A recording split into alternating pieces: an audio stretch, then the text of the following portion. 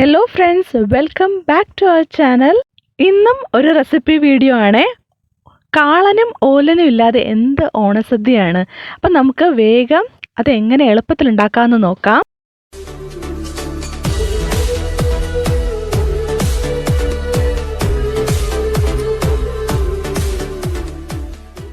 ആദ്യം നമുക്ക് ഓലൻ ഉണ്ടാക്കാം.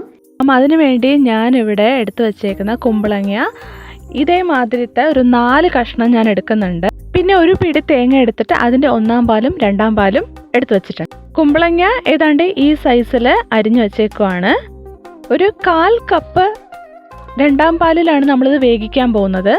അത്രയും മതിയാവും, കാരണം കുമ്പളങ്ങയിൽ നിന്ന് വെള്ളം ഇറങ്ങും. അപ്പം നമ്മളിത് അടുപ്പത്ത് വെച്ചതിന് ശേഷം 2-ാം പാല് ഒഴിച്ചു കൊടുക്കുകയാണ്. അതിന് ശേഷം ഞാനിവിടെ 2 പച്ചമുളക് നടുകെ കീറി ഇട്ട് കൊടുക്കുന്നുണ്ട്. ഏറ്റവും എളുപ്പത്തിൽ ഉണ്ടാക്കാൻ പറ്റുന്ന ഓണസദ്യയിലെ ഒരു കറി ഏതെന്ന് വെച്ചാൽ ഞാനിതേ പറയുള്ളൂ. അത്രയ്ക്ക് സിമ്പിളാണ്, ഇൻഗ്രീഡിയൻസും വളരെ കുറവാണ്, എളുപ്പത്തിലാവുകയും ചെയ്യും. കുമ്പളങ്ങ പെട്ടെന്ന് വെന്ത് കിട്ടും. ഞാനിനി കുറച്ച് ഉപ്പ് ഇട്ട് കൊടുക്കുന്നുണ്ട്. ആവശ്യത്തിന് നമുക്ക് ഉപ്പ് ചേർക്കാം. അതിനുശേഷം മൂടി വെച്ച് വേവിക്കാം. നമുക്ക് ഒരു 5-6 മിനിറ്റ് ആകുമ്പോൾ തന്നെ ഇത് വെന്ത് കിട്ടും കേട്ടോ. അത് കുമ്പളങ്ങയുടെ മൂപ്പനുസരിച്ചിരിക്കും. ഇളം കുമ്പളങ്ങയാണെങ്കിൽ പെട്ടെന്ന് വെന്ത് കിട്ടും.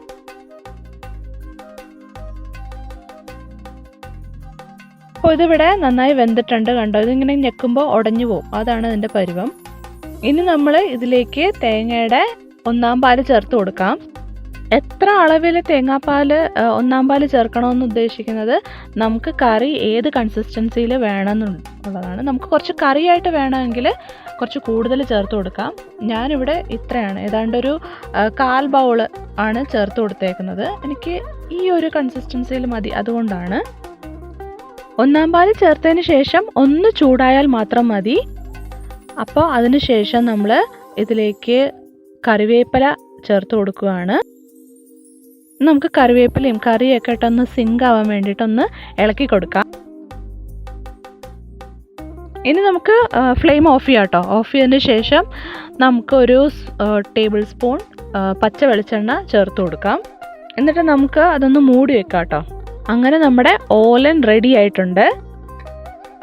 അടുത്തിന് നമുക്ക് കാളൻ വെക്കാം. അതിന് ഞാൻ ഇതേമാതിരത്തെ ഏത്തക്കായ 2 എണ്ണം തൊലിയൊക്കെ കളഞ്ഞ് ഇതേമാതിരത്തെ സൈസിൽ കട്ട് ചെയ്ത് വെള്ളത്തിലിട്ട് വെച്ചേക്കാണ്. വെള്ളത്തിലിട്ട് വെച്ചില്ലെങ്കിൽ ഇത് പെട്ടെന്ന് കറുത്തു പോട്ടോ. അതുകൊണ്ട് അരിഞ്ഞ ഉടനെ തന്നെ വെള്ളത്തിലിട്ട് വെക്കുക.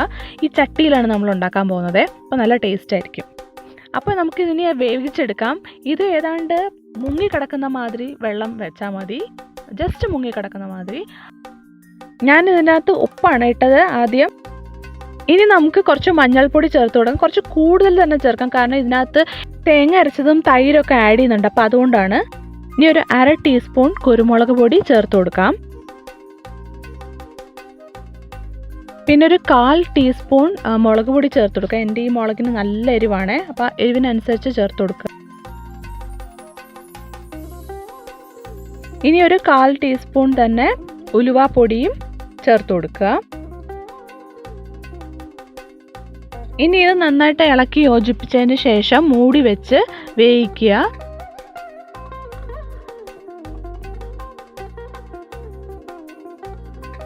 ഇനി ഇത് വേവുന്ന സമയം കൊണ്ട് നമുക്ക് തേങ്ങ അരച്ചെടുക്കാം. ഒരു പിടി തേങ്ങയാണ് ഞാൻ എടുക്കുന്നത്. അതിലേക്ക് ഒരു അല്പം വെള്ളം ഒഴിച്ചിട്ട് 1.5 ടീസ്പൂൺ നല്ല ജീരകം ഇട്ട് നല്ല സൂപ്പർ പേസ്റ്റായിട്ട് അരച്ചെടുക്കും. അപ്പം ഞാനിത് അരച്ചെടുക്കട്ടെ. അപ്പോൾ നമ്മുടെ ഏത്തക്കായ നന്നായി വെന്തിട്ടുണ്ട്. അന്ന് തൊട്ട് നോക്കുമ്പോൾ ഒന്ന് ഉടഞ്ഞു പോകും, അതാണ് അതിൻ്റെ പരുവം. എന്നിട്ട് അതിലേക്ക് ഞാൻ ഈ അരച്ച് വെച്ച തേങ്ങയും നല്ല ജീരകവും കൂടി അരച്ചത് ഞാൻ ചേർത്ത് കൊടുത്തേക്കുവാണ്. നന്നായി ഒന്ന് ഇളക്കി യോജിപ്പിക്കുക.